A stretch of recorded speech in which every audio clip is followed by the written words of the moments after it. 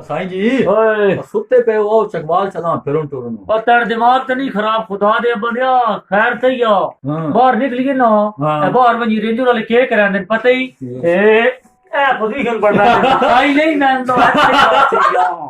साईं जी कितना फेरे टोरे तो हो आया ले लिया यार आपको गप सुनाओ बात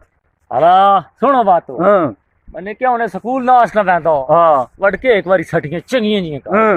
बाहर निकलिया वैना पे अगो एक चाचा जी आ गया हाँ जेड़ा बच्चा पढ़न चला हाँ। मैं कि नहीं हुन मैं वर्दी पाई है ते मैं को मुजरे ते चला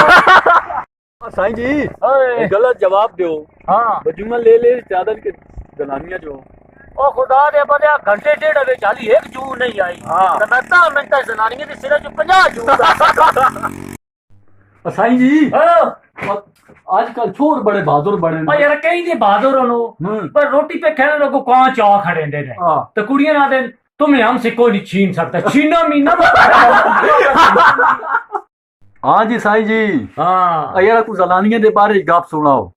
यार जनानी जेड़ी नहीं होंदी हाँ ए सौरे देश ते सोने जी चीज हम्म वो भी दो तरह इस्तेमाल करके चाह के डेरा था उसना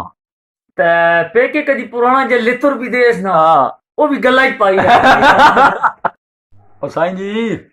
और क्यों परेशान हो यारा कल ख्वाब तक की है बड़ी डाडी हाँ बराती ख्वाब पे तके ना ट्रक्कर नाल एक्सीडेंट हो गया ओ हो तो बड़ा जालम होया ते ट्रक्कर दा नंबर आया 694 हला ते उस पे लिखे लिखवाया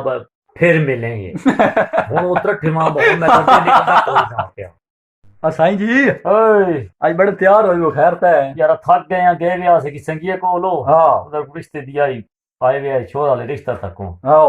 ओ उन्हें सारे उन्हें जी मुतालबे रखे जी खैंदी पींदी घट होए बोलदी घट होए और मैं नहीं फिर मैं क्यों उठो जाने कृपा करो उन्हें आके क्यों मैं को तमें क्या मैं ढूंढ आईसीयू